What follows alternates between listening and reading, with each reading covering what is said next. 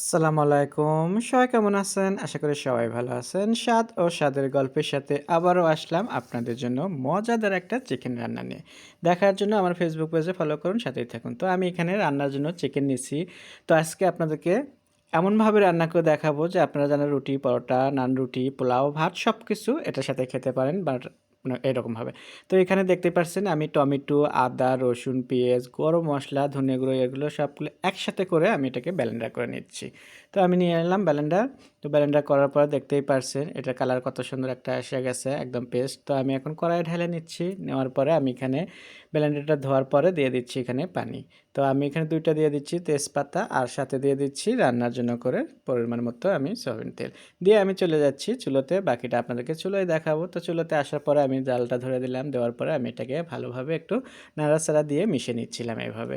তো এইভাবে যখন আপনারা চিকেন রান্না করবেন তখন আজকে আমি বলে দিচ্ছি যে এই চিকেনটা আপনার যেকোনো জিনিস খেতে পারবেন। রান রুটি, পরোটা কিংবা হাতে বানানো রুটি, পোলাও, ভাত যেকোনো জিনিস আপনারা এটার সাথে খেতে পারবেন। সেইভাবে করে আমি রান্না করতে দেখতেছি।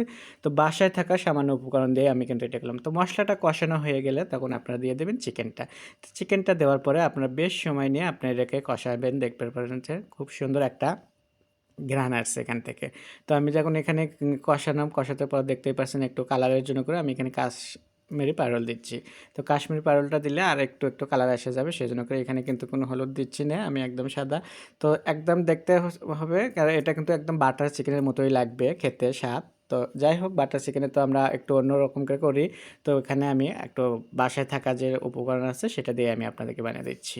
তো এভাবে আপনারা বাসায় রান্না করে দেখবেন যে খুবই ভালো লাগবে। আর আমি ঢাকনা দিয়ে বেশ সময় নিয়ে একটু রান্না করে নিলাম। দেখতেই পারছেন রান্নার শেষের দিক দিয়ে আপনার একদম তেলের উপর উঠে গেছে এটা, আর কালারটাও কিন্তু কত সুন্দর এসে গেছে, দেখেই খেতে ইচ্ছে করতেছে। তো এইভাবে আপনারা যদি আমার মতো করে চিকেন রান্না করেন তাহলে আপনার বাসায় যে সদস্য আছে সবাই কিন্তু খুবই মজা করে একদম খাবে চেটেপুটে আর আপনার প্রশংসা করবে। তো আমার রান্না হলো কার দেখতেই পারছেন একদম আমার রান্নার শেষ পর্বে এসে গেছে।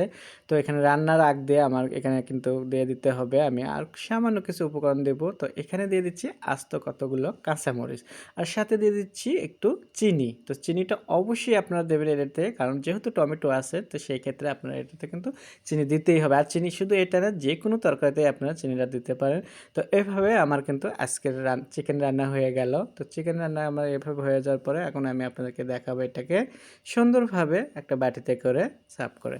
তো আমি সুন্দর করে বাটিতে সুন্দর খাবার যখন সুন্দর বাটিতে করে সার্ভ করুন দেখতেও কিন্তু খুবই ভালো লাগবে। তো যাই হোক নতুন নতুন ভিডিও দেখার জন্য সাথেই থাকবেন অ্যান্ড আমার ফেসবুক পেজে ফলো করবেন। আর আমিও আপনাদেরকে বলতেছি যে সবাই মিলে মিশে যেন আমরা ভিডিওগুলো সাপোর্ট করি।